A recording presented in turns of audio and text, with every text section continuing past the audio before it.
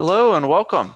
So my name is Ryan Scott, and I'm going to be walking you through how to set up the DNA API from a trial perspective and how to interface with it inside of Postman. So I am the digital experience innovator at DNA, and essentially what I do is I help firms understand what behavioral insights are available to use inside of our platform, and then how to leverage those in order to solve business challenges. So we work with firms all over the world even that are building apps or trying to solve problems that they have in their business and using technology and also behavior.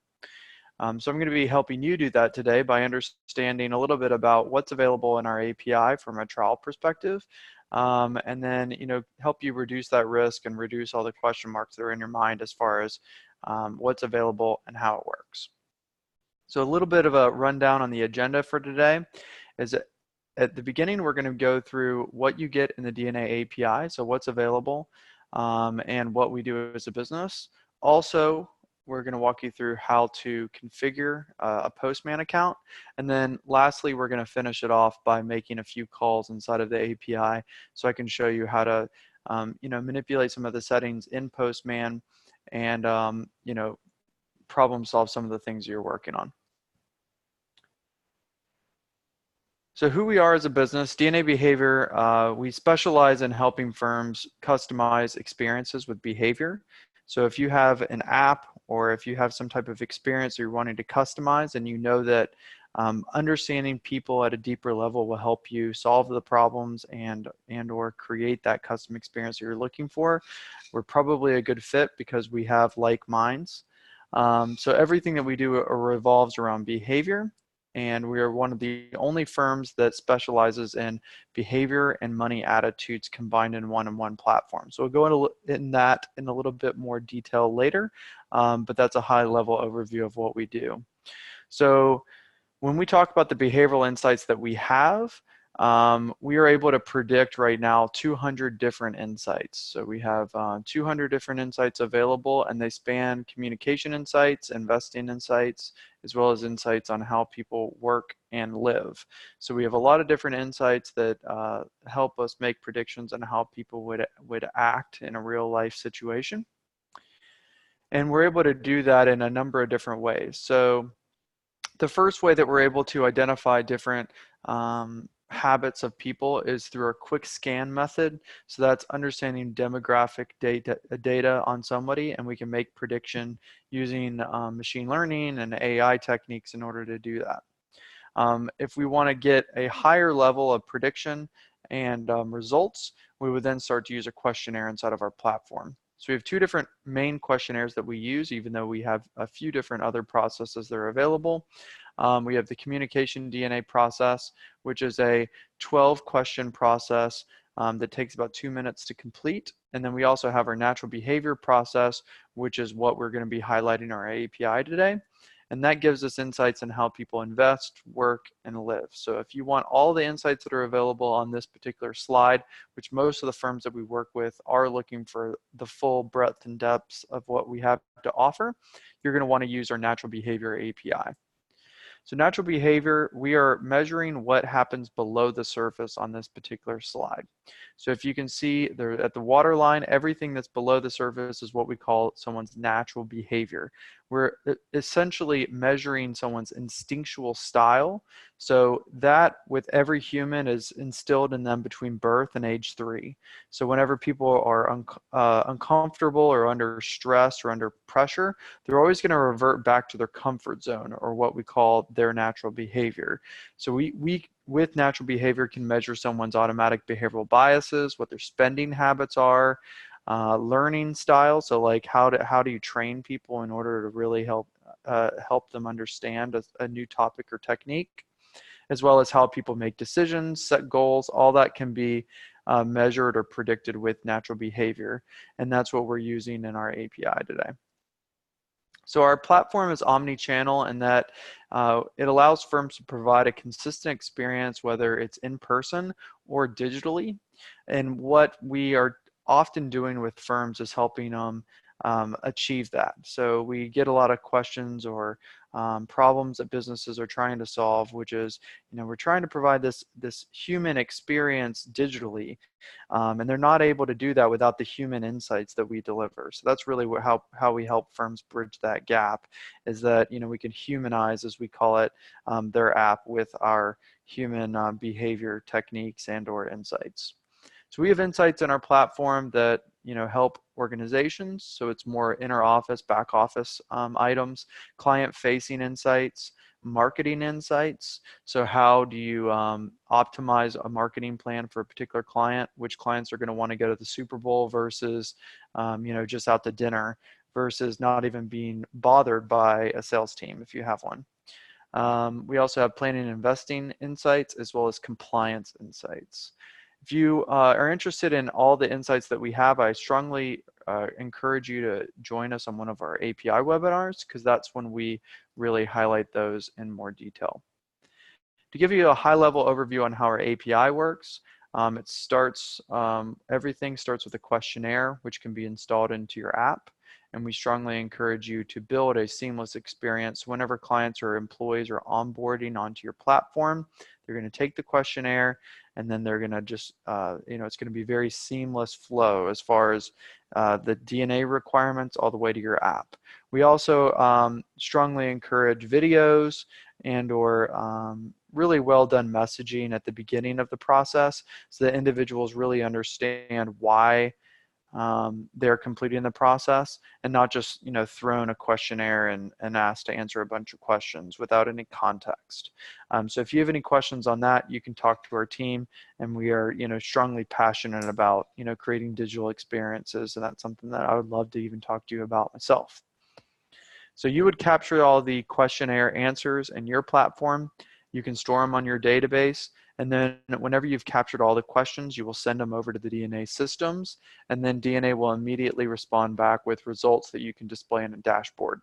So I'm going to show you a few different interactions in our platform or using the API through Postman. You'll see that the interactions are very fast, and you can actually display the results immediately on your platform. So you don't need to build in any type of delay or additional screens to break up the process before all the results are available. This stuff happens so fast you can actually show the results in real time. To give you a little bit more of an idea on what we do as a business and how we're different than some of our competitors, as I mentioned before, we're the only firm that specifically deals in both money attitudes and behavior. So we work in financial services as well as any other industry that's out there. We're able to do that because we're measuring that underlying natural behavior that I was showing you on the iceberg slide. So we're able to measure that underlying behavior, and we can put it into a money attitudes context or a behavior attitudes context if you're talking about workplace decision making and things like that. So what you get in the API, this will give you a high-level overview of that. Everything that's on the left-hand column is what you would get in the API. So you can create cases with our team. You can make requests on existing data that's within the platform, as well as access some key case studies. Once you are ready to start posting new answer sets and creating participants inside of your accounts, or if you need additional support, premium support options are available. And then once you want production access, API packs, and things like that, that's whenever you'll need to move to the paid API. But if you're really just wanting to get your feet wet a little bit and play around with the case study data, the trial account is perfect for that. So at this point, we're going to switch screens for a moment, and I am going to show you what can be done with the API. So the first step is, if you have not done so already, go to getpostman.com and download Postman, which is an app that can run on your computer. This enables you to play around with API sets and really get started very quickly with the API. So first step is to download Postman, and you can get that at getpostman.com. We've made this really easy for you in that we provided 2 key files that you can import into your Postman app in order to get started. So you will be given a link by our team in order to download these files. you'll download the environment file as well as the collection file. So I'm going to do that here and demonstrate that. So you're going to just click on the 3 dotted line, and then you're going to click on download, and then you're going to click on download one more time. So those 2 files are downloaded onto my computer, as you can see. And now we can move on to Postman. So that's essentially all you have to do inside of the link that we provided.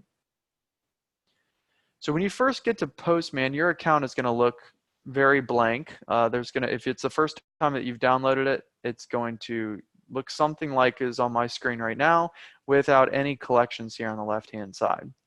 Whenever you have downloaded those files that I just showed you, you're going to go to File, Import, and then you're going to drop the files here. You're going to set up one of the files as a collection, and you're going to name it, something that's easy for you to remember, something like DNA API trial. And then you're also going to download the environment. Environments are stored up here. Those are specific credentials and environment details in order to get connected. So we've preceded the environment details so that you have specific access to case studies in there, as well as a spot to put in your unique username and password. So in order to edit that, you will need to add in your unique username and password in order to get started. So after you've imported it, you're going to see the environment name here, and you're going to click on that environment quick look button. And then next to the username and password that's on your screen, you're going to click on the pencil edit option, and you're going to edit those username and passwords from the one that you received from our team. That will enable you to connect to your unique API account. So once you've done that, the first step is to test to see if you have set all this up correctly. It's a very simple process, and really the only issue that you might have is that your username and password may not have been stored correctly. So if something is not working on your end, that is going to be the issue. So in my case, everything worked great. If you can see, in order to interface with an API and to make a request, all you have to do is click on this blue send button. So the first step is to generate a token. We use a very standard OAuth based token system in our API. And as you can see, I generated a token. We've built the environment details very flexibly inside of this API demo so that the token, once it's generated, automatically gets stored into the environment details. So now that this has been generated, I can now just easily go to the next API and then make a request, because that token that's required to generate this has already been stored inside the environment details. And as you can see, the interfaces or the interactions between the APIs is extremely fast. As well as it's much faster even in production. So the time for this was 432 milliseconds. In production, it may be a fraction of that. All the insights and the results of this particular first interaction that we're doing is with this GUID that's right here, GUID. That's for Chris Coddington's reports. So Chris Coddington is our main case study, and if you go to businessdna.com or financialdna.com and you interface with those report samples, you're going to see Chris Coddington reports. Chris Coddington reports are also the ones that are showing here, just in case you want to go to the reports and see what's available in the reports and how that correlates to the API. So this one, this API is similar to the Business DNA and Financial DNA one-page factor reports. Those reports show all the factor scores as well as a unique style and the 2 strongest factors. So I'm going to show you all these different APIs, and I'm also going to show you or tell you verbally which reports that these correlate to, because I know that that helps people learn in this process. So this API matches the Business DNA and Financial DNA one-page factor reports. The get hiring data, this mirrors the data that's available in the hiring report. So I'm going to click send here, and you can see that there are insights, and all of these are based on integers. Once you sign up for the full API, you'll get access to our API pack. That's a lot of resources that you can store onto your system, and it helps you understand all the different languages, translations, and words and contextual items that go along with these some of these APIs that display in integers. This is a text string based API called Get Performance Guide. This will show you for this particular case study client, Chris Coddington, his strengths, struggles, and performance environment keys. So if you were building an app that relies on communication and you're wanting to help people communicate better or help people work better or help create an environment where someone's going to make them have the best decision making chance or just make people comfortable in general, I always refer to this particular API, Get Performance Guides, and it's going to show you the environment keys. So let's suppose that I'm an advisor and Chris Coddington is my client. I'm going to want to provide Chris with a big picture, present him with the action plan, keep him informed of progress, and do all these different items. There's 5 key items for each client. The strengths is where he's going to make the best decisions, or where he's really going to be the strongest out of his unique traits. And struggles are going to be things that he's not quite so good at. So those are some things to keep in mind there. Get BDNA 5 scores. So if you're building a workplace app, this is probably where you should start. The Get Business DNA 5 scores API will give you all 5 scores and keys that are available in the Business DNA Work Talents Report. So if you've completed a Business DNA trial, or if you've been to businessdna.com and seen our sample reports, this is likely what you've seen in the API that goes along with it. So if you can see here, the first particular item is the results drive for Chris Coddington. His score is a 95. And you can see the descriptor for that is Chris is going to be very results focused and rationally takes quick action. Next is the Get Risk Allocation. So if you're building a financial services app, you're going to want to probably at least take a look at this. A lot of times financial services apps are relying on a risk calculation. We did a huge independent study, and there was one that was also in Europe, where they measured us versus other traditional risk scoring mechanisms. And given that financial DNA relies on natural behavior rather than situational based behavior, it was found to be a much more reliable, accurate measurement of risk versus more traditional risk assessments. So it's something to keep in mind. We're happy to provide any research that I'm quoting. If you talk to a sales representative on our team, they're happy to provide you any specific reports or research. Whenever I hit on this endpoint, it provides me 2 key parameters. The first is the risk grouping. So there are 7 different risk groups that are available in financial DNA. You don't have to use our risk groups though. If you want to use, we have a bunch of clients that have 6 risk groups, or we have a bunch of clients that use 5. Ours is for informational purposes only. If you want to not reference it and you want to reference the risk scores, that's a 0 to 100 population percentage basis score, you can build your own groups off of that score, like a lot of our clients have. And if you have any questions on how to do that, feel free to log a case or talk to somebody on our team. The next API that we'll go over is the Get Financial DNA 5 Score API. So this particular API will give you the 5 scores and descriptors for the Financial DNA Financial Behavior Report. So if you have completed a trial at financialdna.com, or if you've seen some of the report samples that are available, you've likely seen this report. It has a picture on the top left-hand corner that's behaviorally styled. So each individual will likely get a different picture, since all of us are pretty unique, as well as 5 dials. Those 5 dials have scores in them, and they are represented here. So the risk behavior of Chris Coddington is a 99. The description for his score is risk taker and tolerant of losses. And we have all these different attributes here, which mirror the 5 scores that are on the financial behavior report. The next one is Get Sales Insights. We have several different partners that built apps to help sales teams perform better.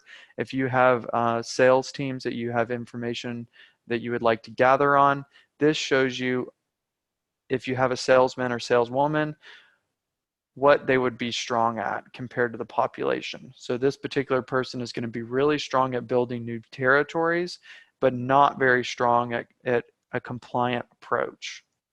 My favorite insight that we currently have in all the different API insights is adaptability. So with this particular, in this context, it would be if you have a salesperson that is working in a, let's say a tech company that has a lot of new emerging technologies that they're constantly having to adapt to sell to.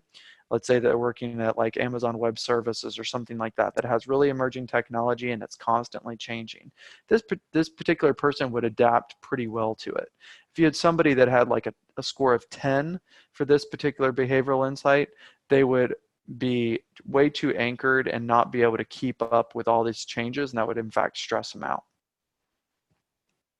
We have that same insight in this particular API endpoint called Get Workplace Talent Insights. So this is similar to the one that we just went over where sales insights, except for it's for general employees. So again, if you're building a employee-based application, this may be something that you would be interested in. It shows you how impulsive a particular employee will be, if they like to operate quietly, how they prepare, if they are price sensitive whenever they're working with an internal budget, as well as, again, my favorite insight that we have right now, adaptability. So this shows adaptability on the perspective of working in a general workplace. So let's say that there's somebody that works in an operations capacity and the technology that they're constantly interfacing with to perform their job is changing. This particular person would do pretty well in that environment since they have a score that's over 50. If they had a score that was very low, you would have some issues with them. They probably would like to be in a more predictable, proven, structured workplace. And I will add that the Get Sales Insights and Get Workplace Talents Insights, neither one of those are in reports. Those are API only insights, which we have a few of those. The Get BDNA Workplace Insights is in the Business DNA Summary Report. So if you've seen the Business DNA Summary Report, there's a table in there that has 3 columns. On the left-hand side, it has the attribute. In the middle, it has high, medium, or low for that particular factor. And on the right-hand side, it has the population percentage score for that particular item. So in this particular one, I'll walk you through a few examples for Chris Coddington, our case study. And again, if you want to see these particular reports for Business DNA, go to businessdna.com and click on the pricing tab. We have report examples there for all the various packages in our subscription. And for financialdna.com, you can see the Financial DNA reports if you click on the pricing tab. So there are 12 different insights that are available in the Business DNA Workplace Operation or Workplace Insights table. I'll just give you a quick rundown. The first one for Chris Coddington is desire to make decisions. Chris, in general, is a very decisive leader and business person. So they have a very high score in this attribute. Population percentage is 96. The way to read the population percentage items are, imagine if this person was in a room with 100 total people. This particular person would have a desire to make decisions that is higher than 96 of those 100. So to give you another way, let's look at that second item. It patiently builds long-term relationships. So Chris Coddington tends to be a little bit more impulsive and not patient. Therefore, he got a low score on this item, and the population percentage is 1. So that means that 99 people in a room of 100, if he was in that room, would be more patient than him in building long-term relationships. So that's another way of kind of flipping it on its head and looking at it the other way. The next item is Get Behavioral Biases. So we show the behavioral biases on the Financial DNA Financial Behavior Report. However, we only show 2 of the 16 biases. For the full list of 16 biases, you can see that in the Behavioral Management Guide of Financial DNA platform. So we have 16 different biases in Financial DNA. Every single person gets rated on all 16, and those scores are outlined here. So the first one is optimism bias. Chris Coddington has 99 on that particular factor, so extremely strong. Newness bias. Description, likely to give more weight to recent information and ideas. Chris Coddington tends to be a little bit more anchored, and therefore he has a lower score than the average population there. Status quo bias. Chris Connington has a 1 in that attribute. So the description of status quo bias is likely to take notice of information which will keep their world the same. That is the description of the overall bias, not Chris Connington's style. So keep that in mind as you're building the app. The description is the description of the overall bias, or how we define it. It's not custom on a per person basis. So Chris Connington is a pioneer. He is constantly fluid in his decisions, and in that particular way, he is not a status quo person. He has a 1 on that particular attribute. He's going to be very fast-paced and like to make decisive decisions and kind of move very fluidly. The next particular endpoint is called Get Unique Style and Description. So if you are building an app that has a freemium element to it, or if you are wanting for individuals or users to sign up for like a free service on your system and get just a few insights and then upgrade their account to have a premium experience, then we have an API billing model that's available for that particular setup. We have a freemium premium API setup. If you're wanting to do that, talk to a sales representative about pricing details for that particular account. And this is the API that you will get, or an example of it, for a freemium service. So I'm going to go ahead and request this off that endpoint for Chris Connington, and you will see that Chris Connington is a strategist, and then we have a descriptor of this style. So if you were building a freemium app and you just want to provide one simple insight for somebody, maybe provide them a video on what a strategist is and how that particular person makes decisions and kind of lives in the world, that would be a great freemium insight, and we can provide this at a very low cost. And then if somebody wants to upgrade to a higher end or more robust insights, then at that point that particular user in our system would be flipped across and become a premium user. So you can have 2 different buckets of clients, if you will. The last API that we won't go too much into detail for, but you will be given a guide from our team on all the different report IDs that are available in our system. So we have many different reports that I've referenced that are similar to the APIs that you've just experienced. So for instance, the business DNA summary report or the financial DNA financial behavior report, all of those reports in our databases exist as PDFs. So any client that you generate in the API, you can request PDF files for them. So this particular endpoint is not activated in the trial, but we included it into the collection just so you can get a feel for what it is.